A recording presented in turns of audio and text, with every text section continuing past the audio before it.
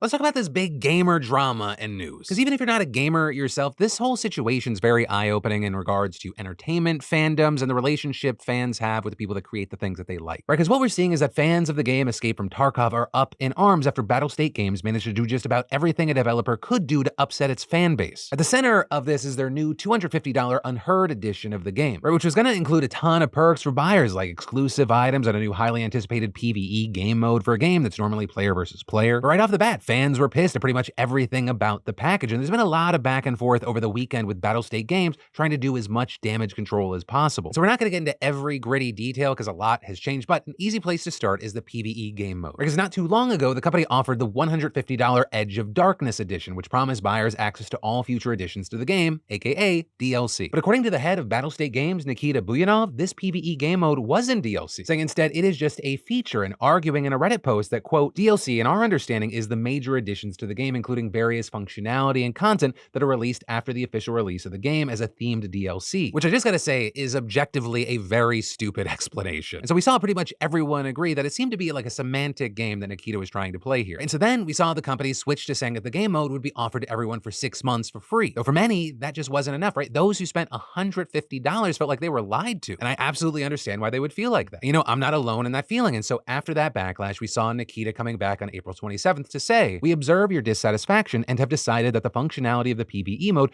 will be available for free to all owners of the EOD version at the release of the game when the server infrastructure will be improved to the required capacity. There will also be options for people to buy early access to the game mode and discounts for those with the Edge of Darkness pack to upgrade to the $250 Unheard edition. Although this didn't solve the controversy surrounding the PvE game mode availability, whereas the company said that it'd need to invite Edge of Darkness owners in waves in order to not overload the servers. But notably, no time frame was set. You know, that alone would be a major controversy for any game developer today, but it was just the tip of the iceberg. Because, you know, the reality is this affected a fairly small subset of players who previously spent $150. But this $250 package had something that affected everyone, new items and gear, with many feeling like this was a pay-to-win feature, which, you know, is something that a lot of people hate, right? Because the vast majority of people that are playing a game like this, they want to feel like they're on an even playing field regardless of how much money they spent. However, in a Reddit post, Nikita seemingly doubled down late last week that the $250 would still have exclusive items, but promising that regarding special items for the Unheard version, we plan to make restrictive or balancing changes for these items. And in a Reddit post yesterday clarifying that we will balance items, perks in the Unheard edition, as well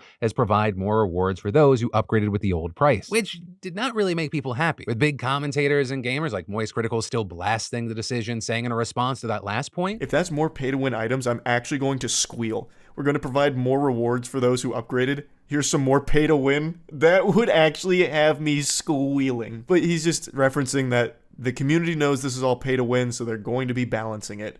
The best way of balancing that, Nikita, is to take that shit out. People don't want that in their games. No one wants to pay for an advantage or play a game where people can pay for an advantage over those who don't. It sucks. It's terrible for the health of your game. So just remove it and replace those bonuses with cool cosmetics or something like that. Right, and that feeling was shared by a lot of players. With, for example, Zizarin, who's a streamer that plays a lot of Tarkov when they're not on their main game writing. Can't we just have any paid features be cosmetic? I'm more than happy to put lots of money in the games for cosmetic upgrades, voice lines, weapon skins, anything that doesn't impact anything in the game. And in an earlier video, he mentioned, we managed to get NFTs not into gaming, and I really hope that we can start making pay to win better in games and like make it less. Like, I am all for developers making a large amount of money. This should be through cosmetic means, which a lot of these games can do. Even Tarkov can do this. But with all that said, they did seem to concretely change one thing that fans weren't happy about, and that was priority matchmaking. Where pretty much people who spent $150 or more were able to get better queue times to play the game, and now that's no longer a thing. And so to compensate, yet unspecified changes will be made to those packages. But, you know, in the end, fans weren't exactly feeling confident that the company actually cared about the concerns and rather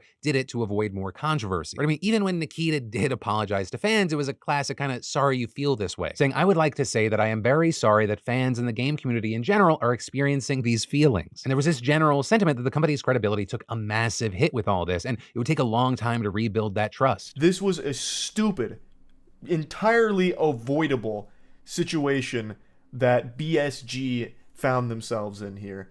Their greed nearly ruined their entire game, and it still might have. There's probably plenty of people who have totally lost trust in Tarkov and won't stick around. I think there's a good chunk of players that are falling into that camp. But it does suck that no matter what Nikita and BSG did here, they are still going to be making tons and tons and tons of money from this. And with all this, the fact that they'll be making a mountain of cash by charging $250 for this package is probably the last thing that I'm going to touch on. Because there's a serious concern that despite all the backlash and the problems, that this is going to set a precedent in the gaming space and popularize that companies can charge huge amounts for DLCs. Because I mean, in the past, DLCs range from like $5 to dozens of dollars. It just depended on how much content they provided. But $150, $250 for a single new game mode is a completely different ballpark, right? It's the kind of pricing that we've seen blow up for like iPhone games, where they're trying to milk the 0.1% of the community into these $50, $100 packages that they're just buying and buying and buying and buying, which is less of a game and more of like a dopamine button for really rich fucks, right? And again, all of this playing out is a lot of fans don't have issues tying cosmetic things to huge reward packs. Or for example, games like Path of Exile do it, and they have insanely popular supporter packs, but it's never tied to in-game features, which is a step a lot of gamers fear the industry is moving towards. But with now all of that said, I gotta pass the question off to you. What are your thoughts with this mess? And I mean that both with this specific situation, but also the gaming space in general.